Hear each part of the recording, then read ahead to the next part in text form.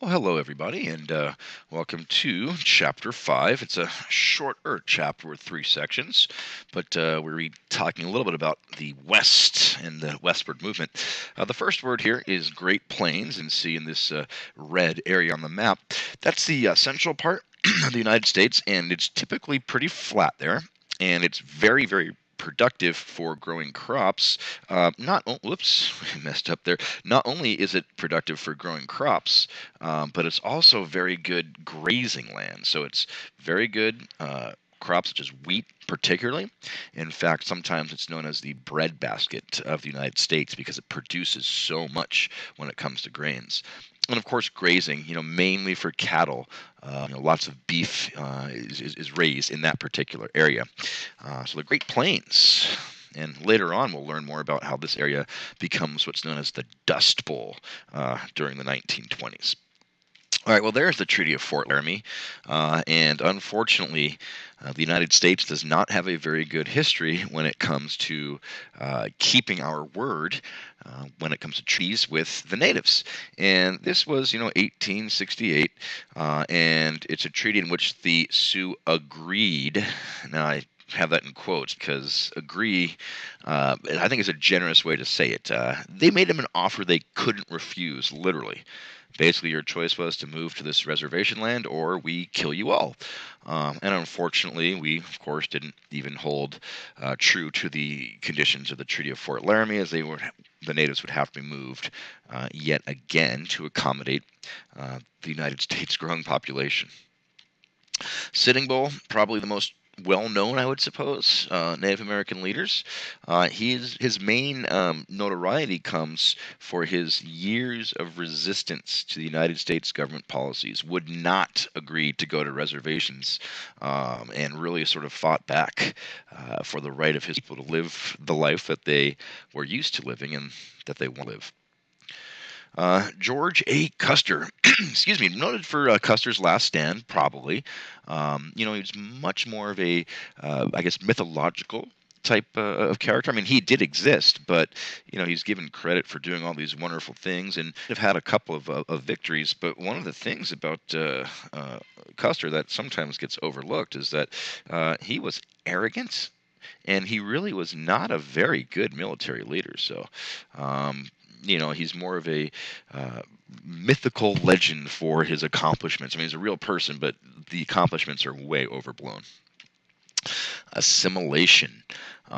This means you take a culture that has been conquered and you force that culture, you make them adopt the culture, the language, and lifestyle of another society.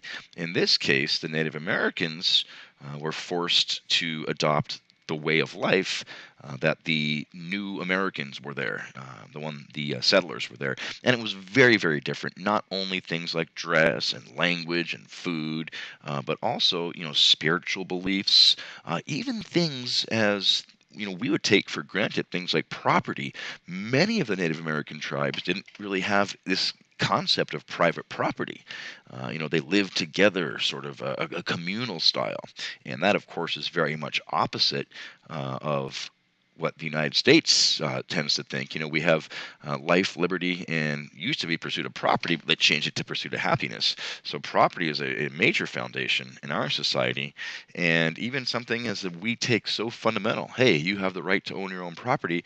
Even an idea like that, we American tribe, and so major, major shock having to adapt and adopt this lifestyle that they really didn't want to. The Dawes Act.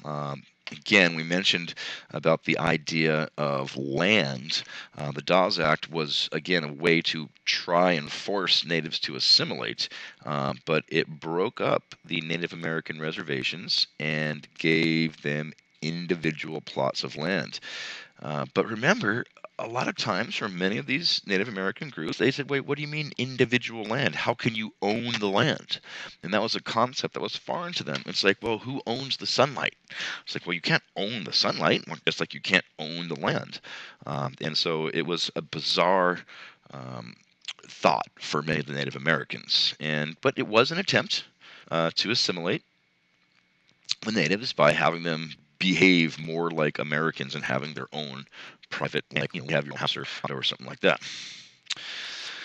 Perhaps one of the most sad things. There are many sad things in our dealings with Native Americans, but massacre means that they really had no chance. They weren't really fighting back.